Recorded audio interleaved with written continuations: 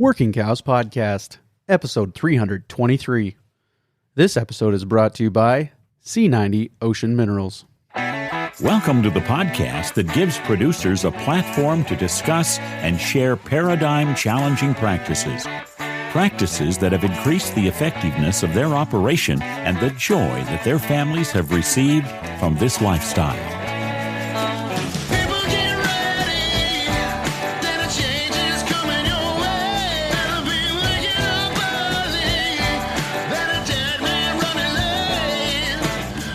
Howdy, everybody. It's Clay Conry, host of the Working Cows Podcast, recorded exclusively in the C90 Ocean Minerals studios. And this episode is brought to you by C90 Ocean Minerals. C90 provides complete mineral and trace element nutrition for your soil, pastures, and livestock. This fall, apply C90 to your soil and begin remineralizing and restoring your soil fertility. C90 feeds your soil microbiology so bacteria and fungi can better process natural nitrogen and plant nutrients. Next season, you'll enjoy more productive soil that produces higher quality pastures. Your animals will benefit from protein-packed, nutrient-dense grass that helps improve their vitality. Give our team a call or visit our website at c-90.com. That's www.c-90.com. Call 717-580-1458 and be sure to listen to Working Cows episodes 261, 282, and 312 to learn more.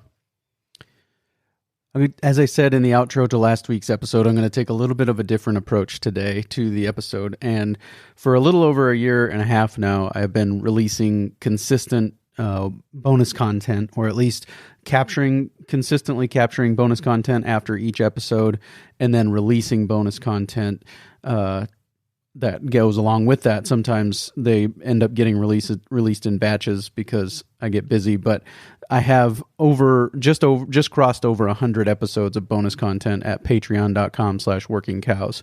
And so what I'm going to do today is share with you episodes 94, 95, 96, 97. I'm going to share with you 4 episodes of the bonus content that I've been capturing recently. They're episodes with Wally Congdon, Caroline Rose, Marissa Talsma, and Mark Firth. And it's just to give you a sample of what bonus content I've been capturing and sending out to supporters at patreon.com/workingcows. And what you'll notice is that in a lot of cases, we take a left turn with the episodes that we are capturing. And so it's not necessarily the same topic, just more of it. It is a different approach to the topic that we have been talking about. And so I'm going to share with you each episode and then jump in between the episodes and tell you a little bit about the one that's coming up. So this first one is with Wally Congdon. It was a bonus episode on the episode that I did with him. And we talk in the bonus content about his talk that he gives called The Drover's Road. And that is tracing the influence of Scotland on the ranching in the Western United States, but in the United States as a whole. And so here is my bonus episode with Wally Congdon. I caught a little bit of your talk on the Drover's Road, and I know that's longer than 10 minutes, but could you give me a synopsis of the Drover's Road? And you mentioned earlier you come from a long line of Presbyterians and lawyers and ranchers, and I'm 2 out of those 3 things, or getting closer to 2 out of those 3 things all the time as far as Presbyterian and rancher. So that happens. What I could say, you could have been a mass murderer. Could have been a massage parlor owner. We never know. Right. So here would be what I'd say. What people don't understand, especially in the West and a lot of the country, is that for virtually a long time, the boys from Scotland, the Celts, the Picts, the North English, the Flemish, who were the French who invaded the Normans, were very much agriculturalists. And while the Spaniards trailed some cattle and did a fair amount when they hauled them from Morocco to Spain and other stuff on boats and stuff years ago, the Scots did lots and lots of it. So we were trailing the drove roads. They were called a drove. You didn't call them trailing them then, you called them droving. Mm-hmm. And that's where the word came from, being a drover. The cattlemen were called drovers. Drovers were cowboys, but they were called a drover there because that's what you were doing, is droving the cattle. You were droving the sheep. You were droving the pigs. That's what you did. So the Drover Road is the story basically of the West and the cattle culture and what happened and what that whole thing is, who it is. So one of the most delightful stories out of the Drover Road is a piece I didn't do the other day that I do sometimes, it depends, called Cowboy Jargon. And it's our language. It's the stuff we say about what we call things. So it starts with, in order to better understand who we are and what we do, let's start at the top and work our way down. So we wear a Stetson, a hat, a cap, a bowler. There's a whole list that goes through what they're called.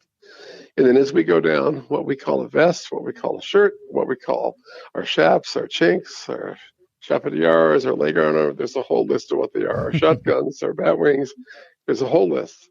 And our boots, and then our hooks, our jingle bobs, our jingles, our rollers, our noisemakers, our spurs, or whatever you want. So there's all these different phrases and where they're from and what they go through. And people who've done it for their whole life are just rolling because we forget just how much there's to say it. And then there's horses, of course, and the different things they do and the different things we can do with them. So they can crow, hop, jump, buck, they go through the whole list. So it's who we are is a collection. It's unknown to many people that 3 or 4 cowboys and 10 after 1865 were black. 2 or 3 or 4 and 10 were either mix or breed. And the remainder, 3 or 4 out of 10, were white. Yeah. Which is phenomenal. Right. But it's not talked about. It's our forgotten history. Yep. But it is what we had and who we did. So the Scots boys were trailing cattle to London and lambs to London and pigs to London by 1000 or 1200 AD. So they've been doing this a hell of a long time. And the names we know in the West all turned out to be Scotsmen because they didn't have a medical marijuana card. I want you to know that. But they came west and said, look at the grass. And in the process, what they did is they settled it. So the XIT, incorporated in Dundee, Scotland, had 10 shareholders and owned 10 entire townships in Texas. And hits the number 10, Roman numeral XIT. That's the history of the brand. Who would think that was incorporated in Dundee, Scotland? Right. Matador Cattle Company, another McKinsey product. And the names we know for the cattle trails, John Chisholm, half Scots. Granville Stewart, a Scotsman. Okay, William McTeague, Bill Tisdale, William F. Clay, Powell. All those guys, when you go through the list, it's like, holy Christmas. Well, they are, because that's what they knew how to do. And so we learned it early, we learned it often, we learned it young, and that's how we did it. Yeah. And so the bonus material is the quote, and it's the truth. So if you go to Glendive or Miles City, Montana, or Sydney, or Billings, or Cody, Wyoming, and read the records of cattle shipped and counted and sheep shipped and counted on the Northern Pacific Railroad from like 1890 until 1915 or so, 1910, I will tell you there's a perfect record of how many were shipped in and how many were shipped out. I will also tell you, you can't read them. Because they were all employees of the railroad who had worked for Murdo McKenzie, who had the XIT there, and they all came from Scotland. And so the quote reads, unless the priorities of our nation change from creating habitat and recreational opportunity for deer and other recreationists and for the wealthy of this and other nations of this country and other countries in the world changes, the continued immigration of our young people will go on to the colonies because they cannot tolerate any longer the inconsistencies, the difficulties, and the problems created by this. So all I say when I read that quote to a crowd of people is, welcome to the rural West. Yeah. The young people will continue their migration, and they do. Who stays home on the ranch? Yeah. And so what we're seeing in our schools, what we're seeing in our grocery stores, what we're seeing in all of the stuff is, that's happening to us just like it happened to Scotland for 250 years. So that's the parallel of the Drover Road. It's like the story's being told again. But I don't like the story so much this time because I'm a victim of it. Yeah. Yeah, very good. Are you familiar with Buck Brannaman at all? Yeah, you bet. I did an interview with him a couple of months ago, or about 6 months ago now, and he told this story about how the first cowboy in America, the first American-born cowboy, was actually an Indian, because it was a Spaniard that trained an Indian how to ride a horse, and then so that was the first American-born cowboy. So it kind of goes back to what cool idea. Yeah, goes back to what you were talking about, with 3 in 10 were black and 3 in 10 were Mexican, and the other And three, yeah, right, and the other 3 in 10 were white. So, yep, very good. and that would be right. And it's nice that Buck understands that is our history. That's who we be, and our language tells it all. Right. I'd love to do an episode sometime in the future on kind of that broad history of ranching, because we talked more specifically about the broad history of cowboy culture, and he went all the way back to the Moors invading Spain and how they whipped the Spaniards on horses, and then the Spaniards came to America and did the same thing here, and so, but I'd like to talk more about that Scottish connection sometime for a whole episode. That'd be a fun. And we should do that. Yeah. And here's a parting tidbit for you then. If you go to the Orkney Islands, north of Scotland, historically there were 2 Stonehenges, just like the real thing. They were. Mm-hmm. And there were 2 buildings made out of stone, just size of the Parthenon. And they were last occupied, it appears, close to 3,000 years ago. Wow. And the people who lived there traded cattle and fished. And they buried the last 400 steers' bodies that they slaughtered before they left. However, the Scots boys came by it honestly, because while the Spaniards rode horses perhaps better than a lot of the Scots did, the Scots trailed a lot more livestock and did a whole lot of other stuff the Spaniards did not. Right. And so that is an interesting parallel, that the people who really knew a ton about it were the people who didn't have the money for horses or the right ground, because Scotland is way too soft, way too wet, way too damp. Yep. But it's an interesting parallel, but also the history we have in terms of their impact on us with Scotland is far greater in many ways than our history with the Spanish and the Mexicans. That's just the part of the story nobody talks about. Isn't that cool? Yeah. Very good. Hope that helps. Very good. Yep. Thank you so much for your time today, Wally. Thank you much, and have a good day. Yep. You bet. We'll be in touch. Okay, bye. Very interesting stuff there. Really glad to get to share some of this with you. And then this will be a fun episode, because we're going to take a totally different approach here with Caroline Rose and talk to her in this bonus content about what she has been learning through the process of using email marketing and social media marketing to grow her businesses. So here is my bonus content with Caroline Rose. We're talking to an audience of some people who are probably in the direct marketing space, probably see the value of social media. Can you talk to me about some of the things that lessons you've learned and some of the things that have been really powerful in that regard, direct marketing through The Rancher's Daughter and social media just in all of your different enterprises? Yeah, absolutely. So when we think about marketing, everyone wants to turn to social media. And I think social media is an incredible tool. It works really well. It's free. You can pay for ads. They work really well. The thing that people need to remember, no matter what type of business you have, your business grows as fast as your email list.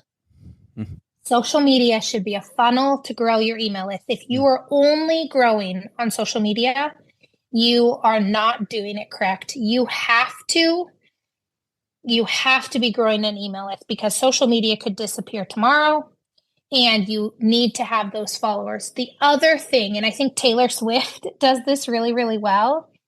If you're a business that you're the face of, you have to be personable on social media.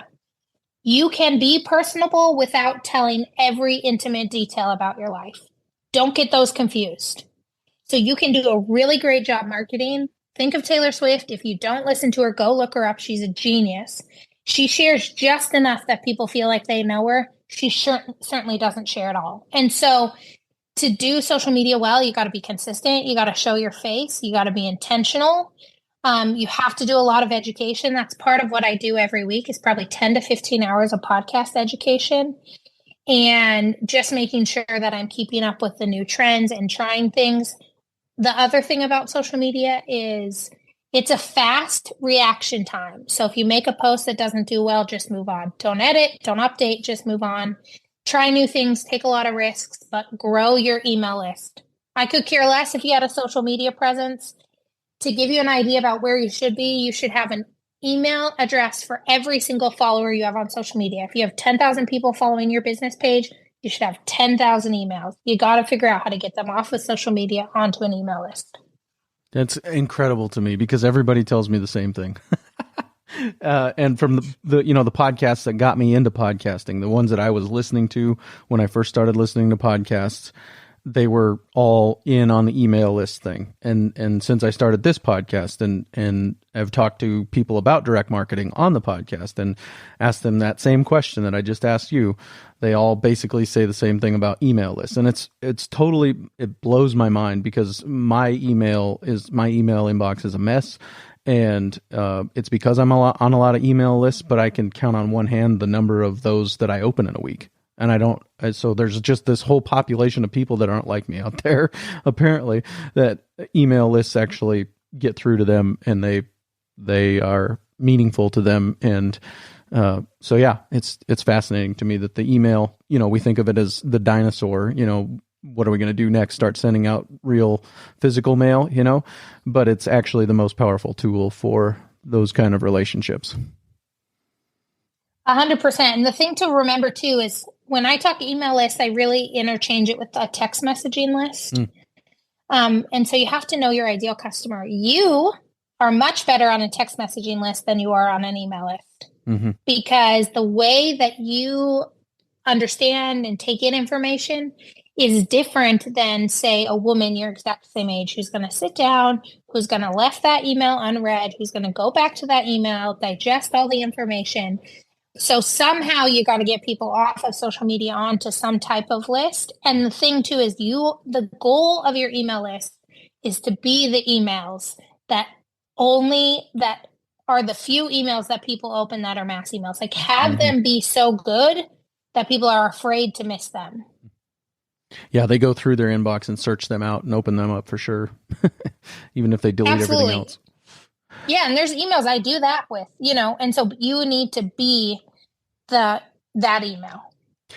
What are some of the things that you've found that drive traffic to the email list that work well for that? And I think that to me, I try not to post links on social media because I think that anything that takes somebody away from social media is going to be suppressed by the algorithm, but you can correct me if I'm wrong on that. Yeah, so social media does not want you to post links because they want people to be moved by the content that they see, and how they know people are moved is they take time to respond. So whether that response be a comment, they tag a friend, or they share the post, that's how they know that they were moved. Don't hear me say like. They were moved by the content enough to stop the scroll. Yeah. So you have to get really creative. My less nice way of saying that is if you're enraged, you're engaged. That's what they want. Absolutely, yes. They don't care if it makes you mad as long as you're still there. As long as you stop the scroll. Absolutely. So you have to think of creative ways to support your customers and get them off of social media onto your email list. The most common would be a free download, something to that nature. The other way would be a discount if you have a retail store or farm to table, offer free shipping if they give you their email, and then really make sure you nurture them.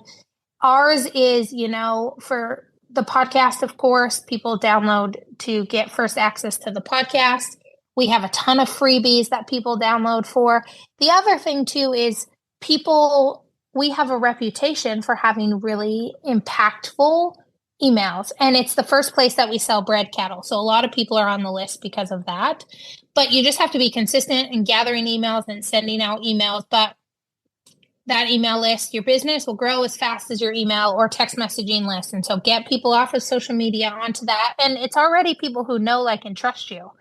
So that's really nice. When you make sales, that a majority of them are going to come from people on your email list because they already know your name. And the thing too is, even though you're not opening those emails, you're seeing that name pop up every week. Right. So it's triggering you to think about that person, whether you consciously are doing it or not. So that helps as well. Yep, for sure.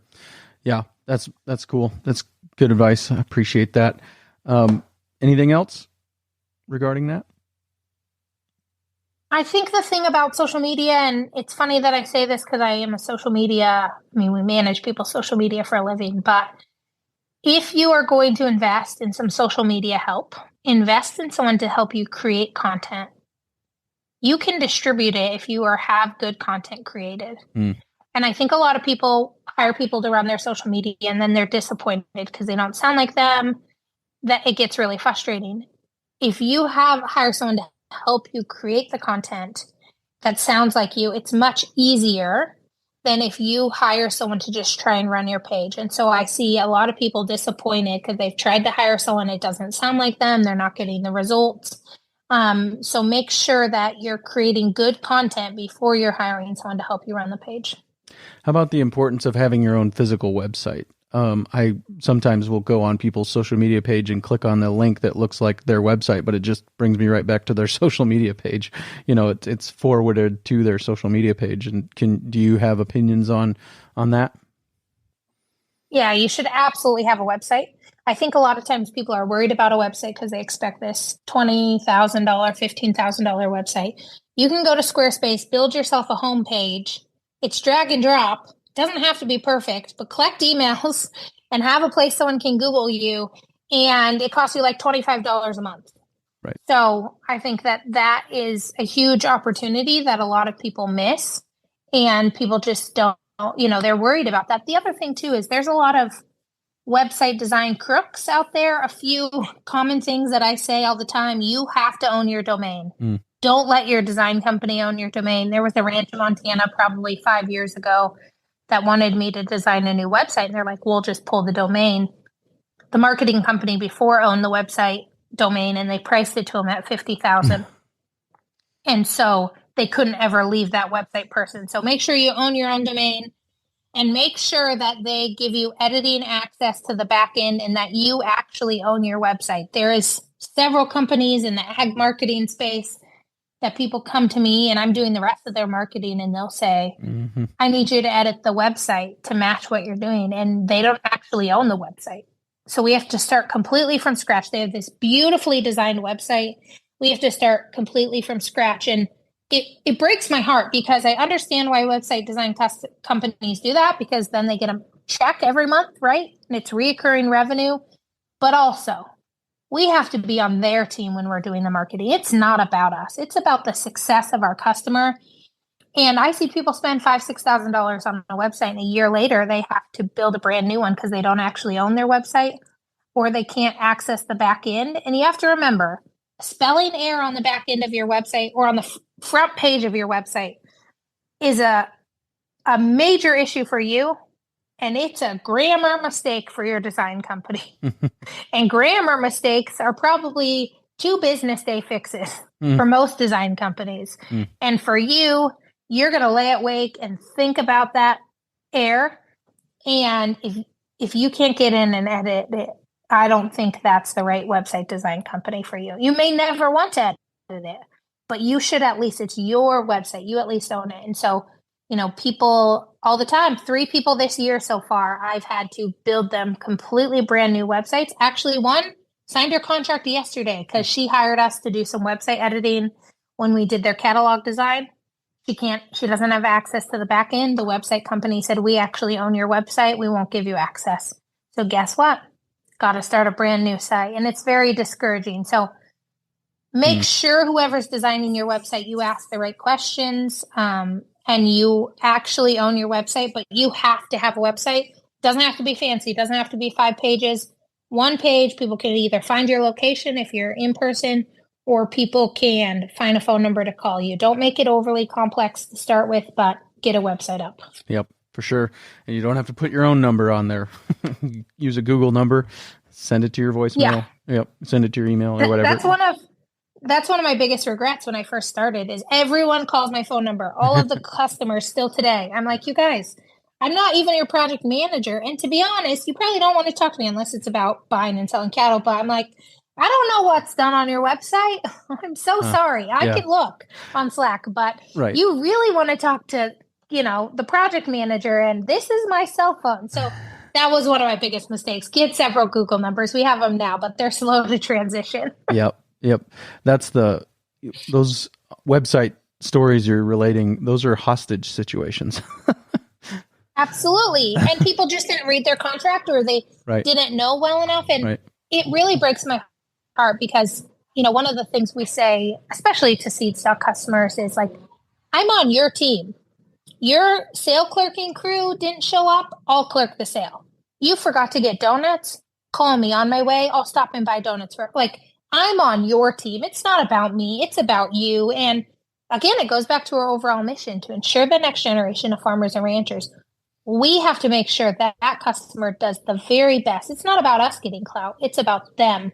And I think we don't do that very well in agriculture. I think a lot of companies are in it for themselves. And I mean, we can survive being in it for the customer, not for ourselves. Mm-hmm. Yeah. Very good stuff. Really appreciate your time today. Let's take a quick break and hear a word from our sponsor today, C90 Ocean Minerals. C90 provides complete mineral and trace element nutrition for your soil, pastures, and livestock. This fall, apply C90 to your soil and begin remineralizing and restoring your soil fertility. C90 feeds your soil microbiology so bacteria and fungi can better process natural nitrogen and plant nutrients. Next season, you'll enjoy more productive soil that produces higher quality pastures. Your animals will benefit from protein-packed, nutrient-dense grass that helps improve their vitality. Give our team a call or visit our website at c-90.com. That's www.c-90.com. Call 717-580-1458 and be sure to listen to Working Cows episodes 261, 282, and 312 to learn more. Very good stuff there, as I said. Yeah. And really just enjoying this. This is fun to go back and listen to these. As you heard a little blip there, I'm recording this live and just playing these back off of my recording software. And so this next one coming up is on the bonus content that I recorded with Marissa Talsma. As I said, these are all in a row, 94, 95, 96, 97. And so this is bonus content I recorded with Marissa Talsma, and you're going to hear a little bit from Michael Sillick as well. And we were talking about the new labeling and how labeling kind of becomes co-opted and meaningless, basically. And so here is my bonus content with Marissa Talsma. We got our first regenerative label on some cocoa powder that we ordered the other day, and so they're just the labels just keep proliferating. Seems like there's a new and the cynical way to say it is there's a new marketing gimmick every time you order a new product, it seems like. And so I don't know if you have any thoughts about food labeling and all the different labels and kind of the food acquisition strategy and some of the things that you use as guiding principles. Fire away. Yes, for sure. I do. So Dr. Natasha has actually been talking about this for a while, how the organic label, which is really sad, actually doesn't mean very much anymore. There's been so many workarounds and loopholes and different things that growers have been doing to be able to still have that certification when the food at the grocery store is not really organic as you're hoping it would be. So what her going advice right now is to avoid grocery stores. She says, if you want to buy food, don't go to the grocery store. And I know that that's not a practical way for a lot of people to start, and that's okay. We always do the best that we can in the beginning, and then gradually, as we find our resources, work away from that. But yeah, as far as labeling goes, that is really where that is at. Organic just doesn't mean what we would hope it does mean. And so that's interesting how there's more labels coming about and people trying to prove that their food actually is what you're looking for, like the regenerative, like it's caring for the earth and giving back and raising food in such a way that you're not just stripping things away. Sure.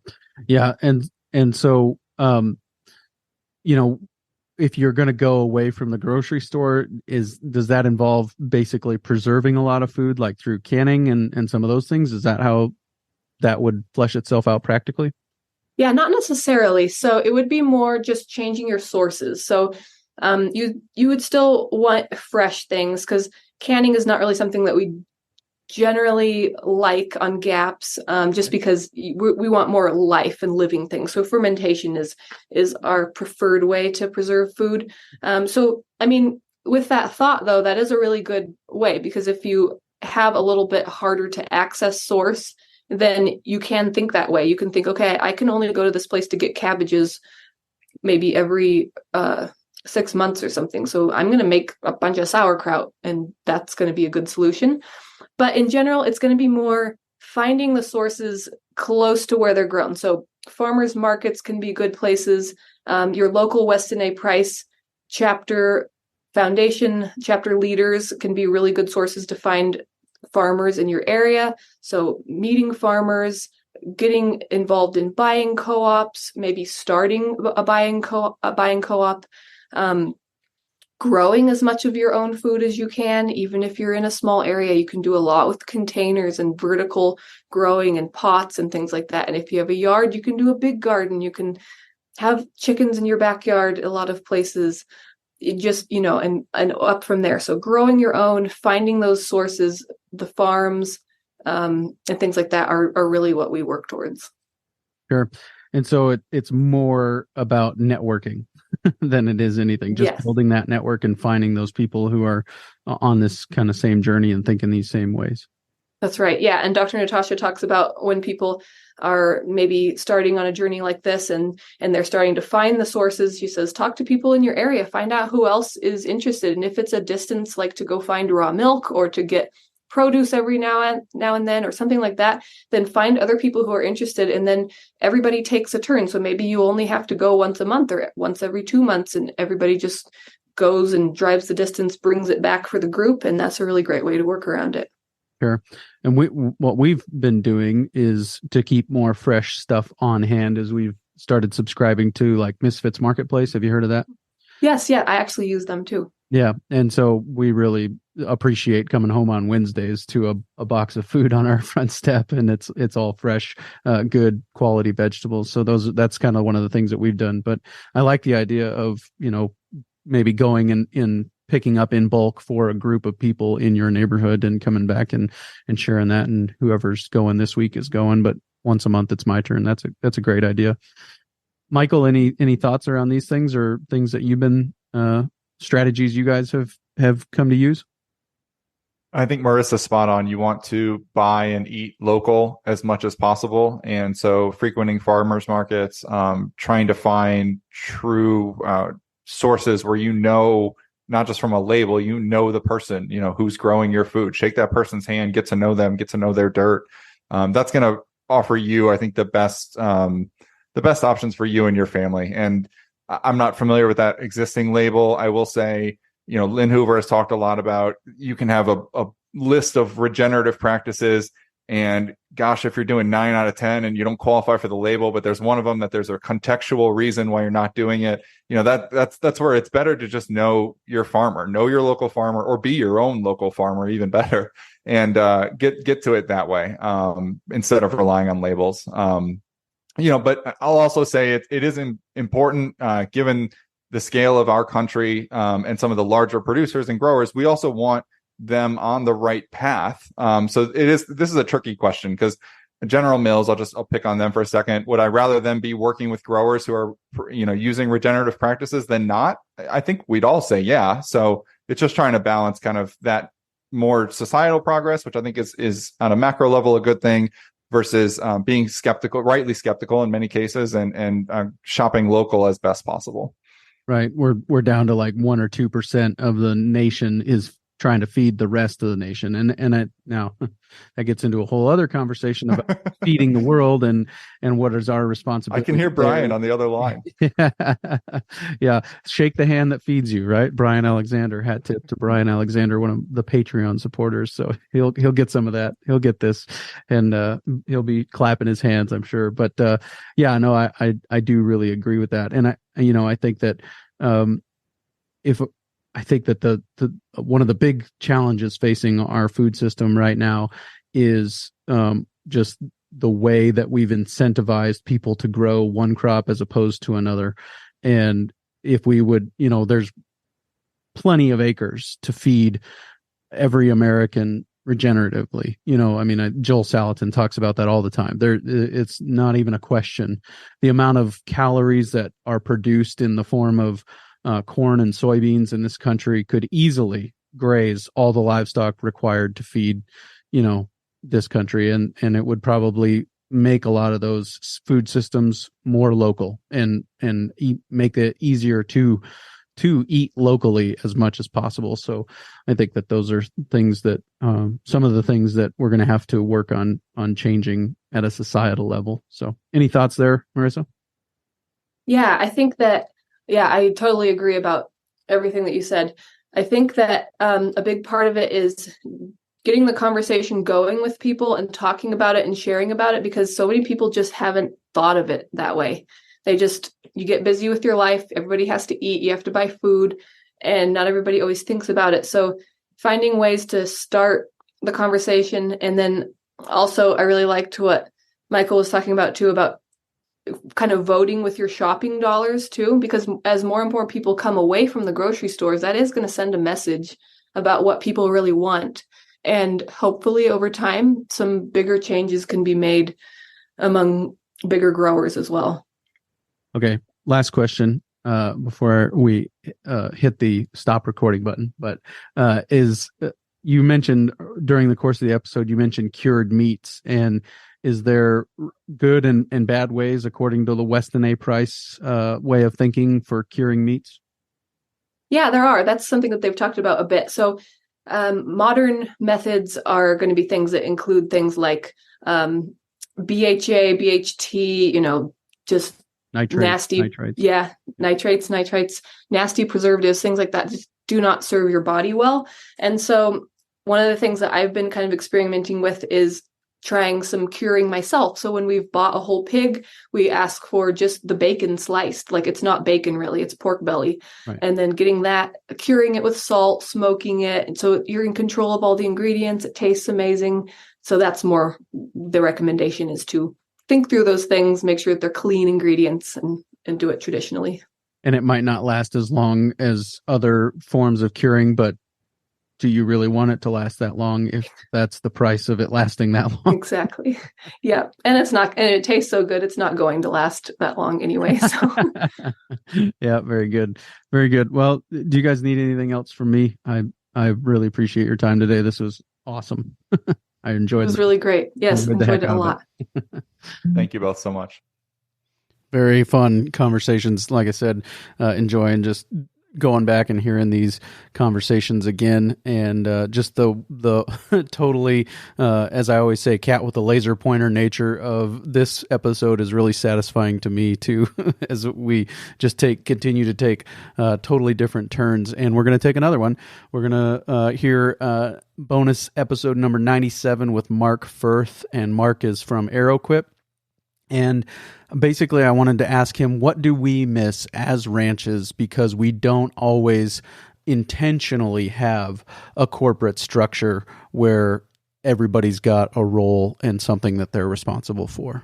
So, we kind of touched on it a little bit, but applying corporate models, corporate ways of thinking to, and Evan, you're welcome to jump in here too, but applying those corporate models to ranch businesses, and for you specifically, what do you think the ranch is missing by not having somebody sitting in that CEO role?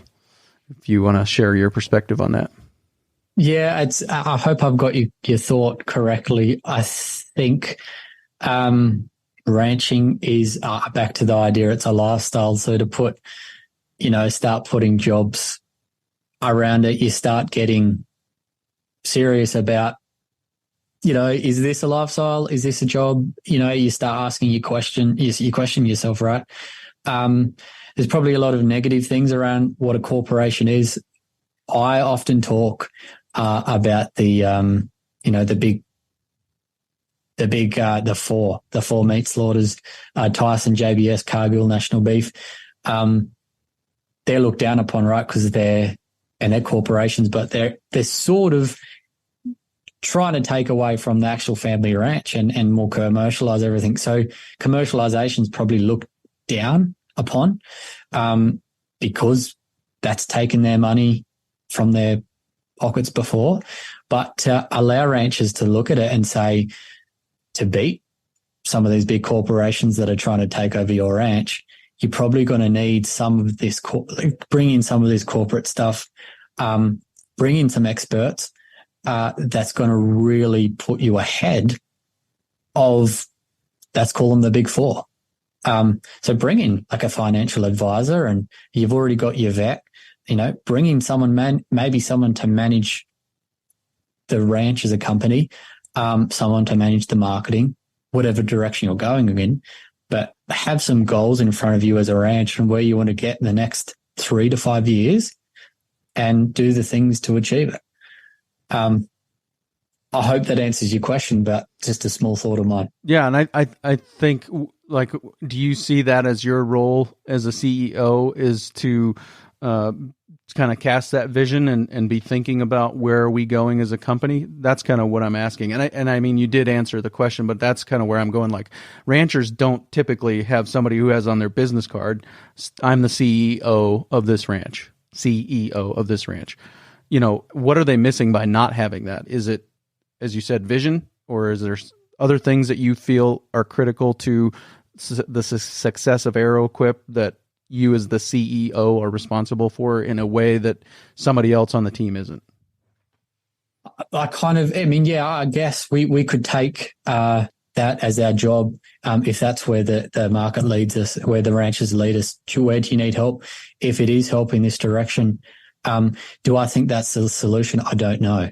I always think of it as peeling back an onion. And, what is the first layer? Is it actually profitability? Is that maybe the number one reason why people can't go into that is profitability? To employ someone costs a lot of money. And I think often, we've all talked to ranchers, we've all been ranchers at one stage in our life. There's not a lot of money that goes around. And so is that our first step of attack? Probably not. I probably would go towards, let's get them profitable first, to a point where they can start beating these big four. How will we do that? That's through providing the right equipment, number one, providing the right advice on where we can, and protecting them from the big four. We need to encourage more farm to fork sales for the rancher. And trust me, we've gone in there and done our research on meeting some of these local beef packers and talking to the local slaughterhouses and going to them, and those that do farm to fork, and it can be very, very, very profitable. Takes a lot of work, needs some advice. So I feel like that would be the first plan of attack if I was going to do anything. If you were the CEO of a ranch, that would be your first step. 100%. I would, if I was right now and I said, okay, I'm going to be the CEO of a ranch, my first thing would be, how can we figure out how to sell this farm to table, and really get a good marketing campaign of beef, and it's healthier, it's better, it's bred well, and this is where it's come from. I would get deep and dirty into this cow. Its name was Betsy. It was born at this date, and it had this much feed, and I fed it grain. It was grain finish or whatever it was, because that's what the consumer wants. Mm-hmm. And the moment that I put all those facts and details on my beef, I can pay top dollar. Mm-hmm. Yep. Now, the big four can't do that because they're just going for the masses. Yeah. Yeah. They're all about volume and, making a small return on every ounce rather than making a big return on every pound, and so I think that's their game. Yeah, I totally agree. Our game has to be different. Now, the challenge to what you're laying out, and the challenge to what you're laying out is that we didn't get into this business because we liked working with people, and the direct marketing tends to be a really people-heavy business. But my answer to that is there's somebody out there who's willing to do that, and they would use your beef to do it if they could connect your story to that beef. And so networking becomes the game at that point. Find somebody who's already maximized their ability to market their own beef from their own ranch and say, hey, I'll sell you mine for a premium, and then you can take it from there and you can do your marketing and add some more value to it for your own self. But I think that's an option for sure that other people. It doesn't have to be all about you. It can just be about your cows. Right. You're right. There's so many people that would do it for you. You don't have to go in it alone. There's experts out there that upon your request will do anything for you. Yeah, for sure. Very good. Well, I appreciate that. Very good. Really enjoyed sharing that with you. If you would like to get access to this kind of bonus content on a regular basis, it is up at patreon.com/workingcows. $10 a month for basically another episode per month. Also access to the private Facebook group and the texting group. And I recognize that that's my next thing that I need to do better at. I was a little lax in the bonus content for a while, and then I've consistently captured bonus content, been releasing bonus content over the last year and a half. And now I am going to start targeting being a little more intentional with the private Facebook group and the texting group. So that's where we're headed. But the bonus content, we're up over 100 episodes of bonus content just like this. Some of it is an hour long. Some of it is content that I recorded at different events that I went to. And so there's all kinds of stuff out there, up over 100 episodes, as I said. And whether it's an hour long or it's 5 minutes long, it still counts as a bonus episode. And so you can just go through that back catalog. And if you want to go in there, pay the $10 for 1 month, download all 100 of them, and listen to them. That's fine with me. I really appreciate the support. Shout out to all the Patreon supporters who have kept this ship afloat for a number of years. Really appreciate them so much. And coming up next week on the Working Cows podcast, we will be talking to Alan Newport, and we've gotten the guru's perspective on ultra high density grazing a couple of different times on the Working Cows podcast. And now we're going to get the producer's perspective, somebody who has just started implementing these things over the last few years, and some of the lessons he's learned and some of the experiences he's had and some of what he's been seeing as a result of implementing ultra high density grazing. So look forward to that coming your way real soon on another episode of the Working Cows podcast. We'll see you then. We invite you to visit workingcows.net to subscribe to the show via iTunes or Stitcher. You'll also find detailed show notes pages, resources from our guests, and the industry leaders who have influenced them. For more ideas on putting your cows to work for you in a more profitable way, tune in next week.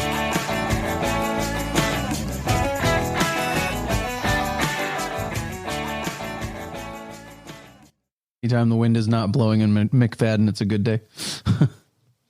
It's a good day. Yep. It doesn't matter if it's 25 below or 25 above or 75. It's a good day when the wind's not blowing.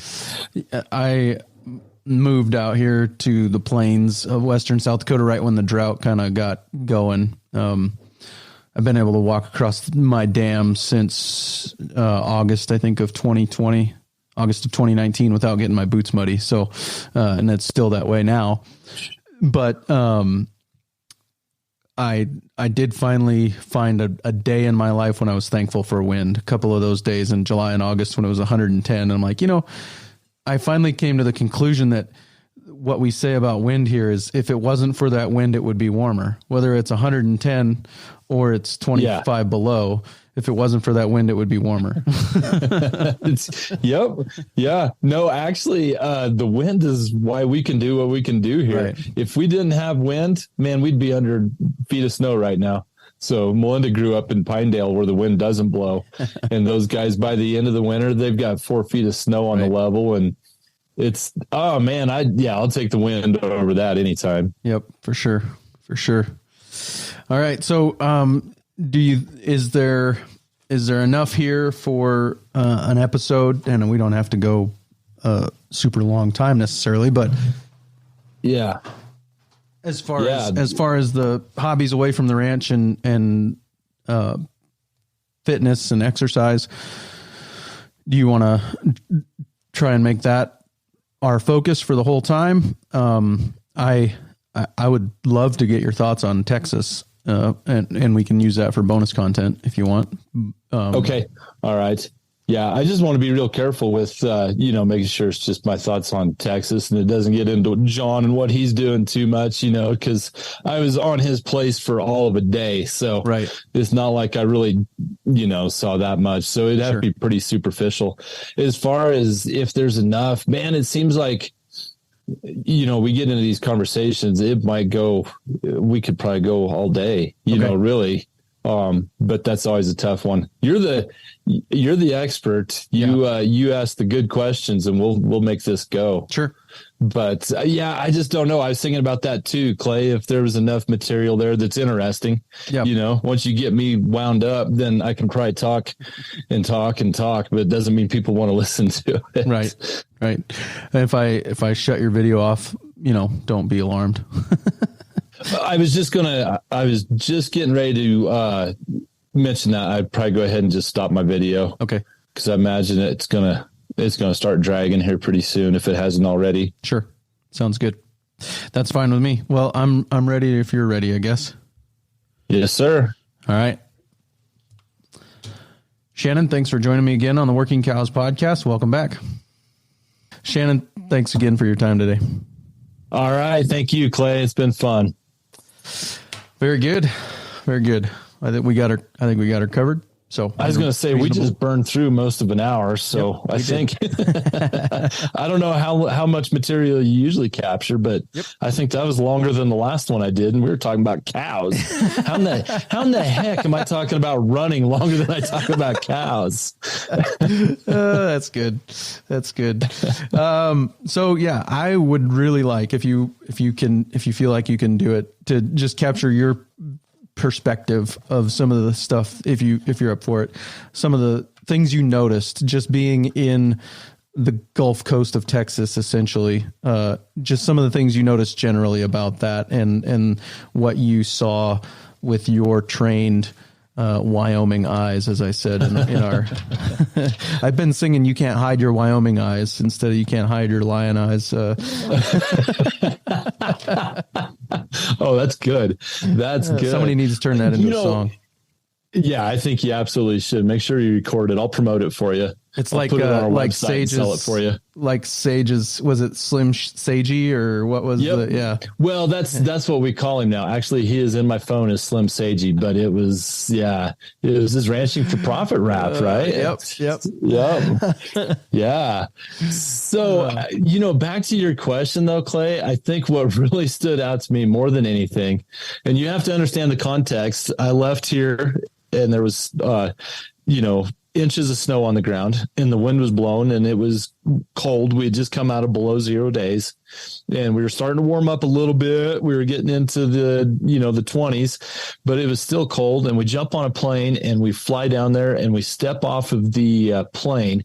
And before we even get from the plane into that unit that they run out to pick you up, I don't know what it's called, but the walkway, you could feel the humidity hit, and it was 70 some degrees. It's like, man, we are in a different world. And John picked us up and took us back out, and we had a meal and got squared away. And then the next day we went out and looked at his operation, and we operate here on 26,000 acres. He operates on 550 or so.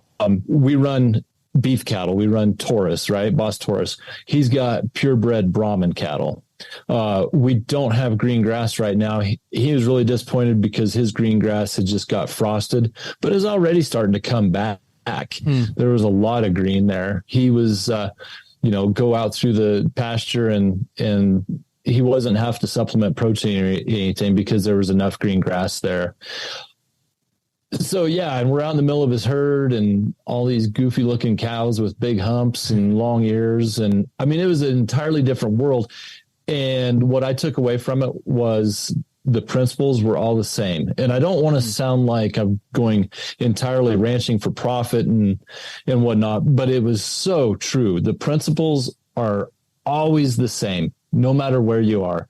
It's still about, watching the condition of the animals, watching the condition of the grass, watching the condition of your business, and finding the weak links, addressing that, adapt to the new situation. So, plan, monitor, adapt. And that was really what stood out to me more than anything else. No matter how much different something looked from the outside, when I started asking John about the why behind it, it was the same as our why behind it. He moves cows 5 times a day. And, Working Cows podcast. Sorry. No worries, man. Got me. Go ahead. I was looking up the length of your last episode. It's time to be done. No, I was looking up the length of your last episode, and with the intro, outro, and all that music, it was 46 minutes. So, and we were at 51. I think we might have been at 48 when you took in the 3 minutes we talked before we started recording, or before we started the episode. So that's embarrassing, man. Sorry, I interrupted you. No worries. No worries. But it's just, he's moving cows 5 times a day. And I'm like, there's no way I'm ever going to do that.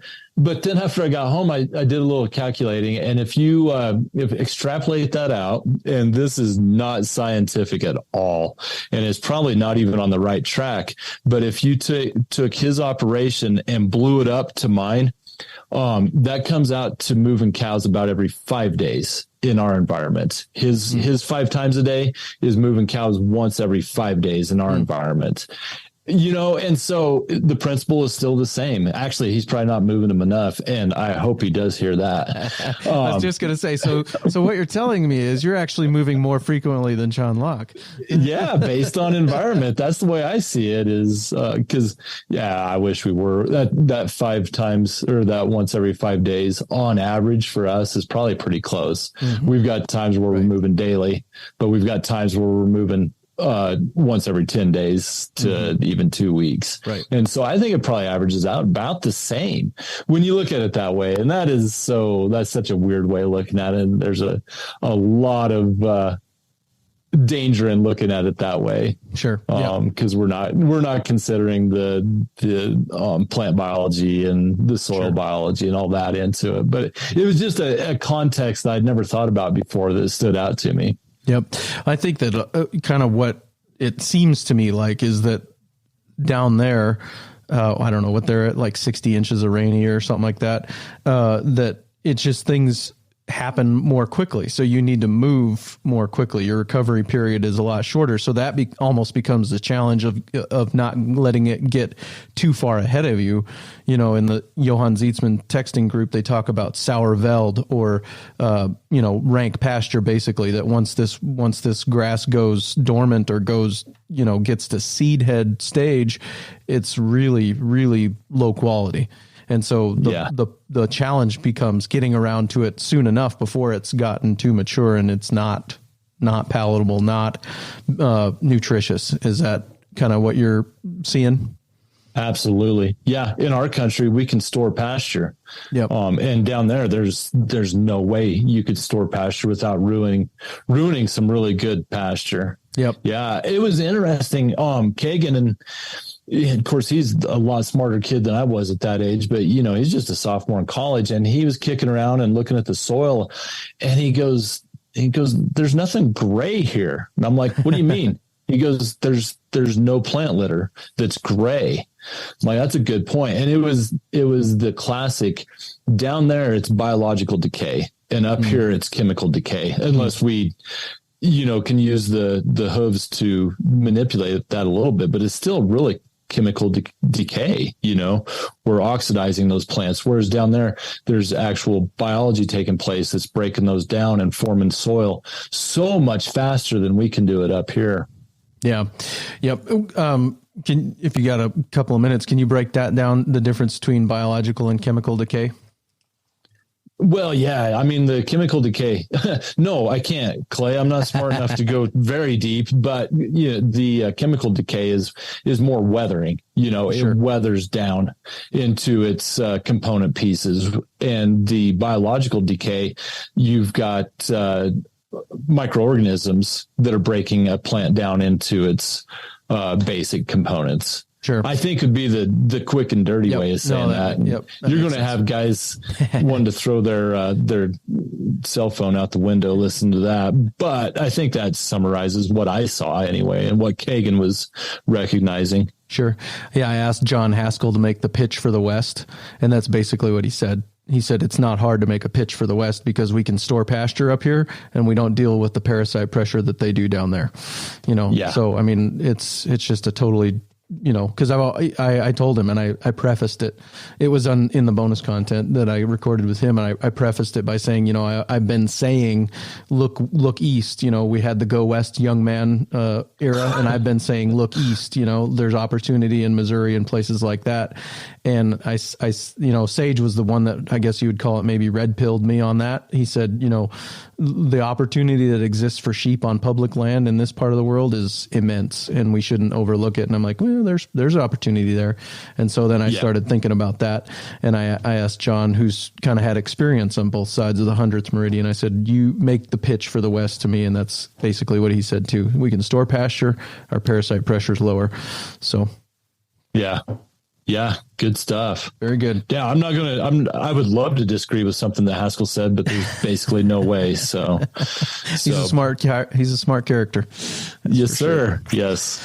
All right. Well, I appreciate your time today. It'll be out, Lord willing, January 16th. Unless you got something else you wanted to share or got anything else you needed to cover? I think I'm good, Clay. I appreciate you doing this. I am really glad that you reached out. It's something that's kind of been on my mind. I might even go back and write something up about this whole running experience, because if somebody had told me that I should do this and they had, I probably wouldn't listen, but having the experience, and then, I just feel like people need to understand that it's not just about the running. The benefits are so exponentially larger than that it's not even funny. So I really appreciate you reaching out and giving me the opportunity to do this. Yeah, no, it was great. It just came, looked like something that we should cover. And I think it would make a great Profit Tips article or something else at some point in the future. So I think that'd be a good thing to circle back around in writing at some point for sure. So yeah, I appreciate that, man. All right. Sounds good. Well, we maybe cross paths while you're in Rapid City, but if not, we'll see you soon. Come look us up, man, if you get a chance. All right. Sounds good.